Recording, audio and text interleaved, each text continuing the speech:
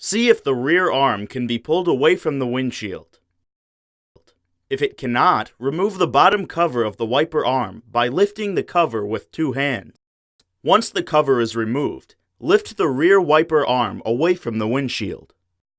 Rotate and push the locking portion of the wiper blade until the blade is released from the arm. Place the blade so its cross pin aligns with the rounded end of the arm. Rotate the blade into its locking position. Lower the arm and replace the bottom cover in its original position.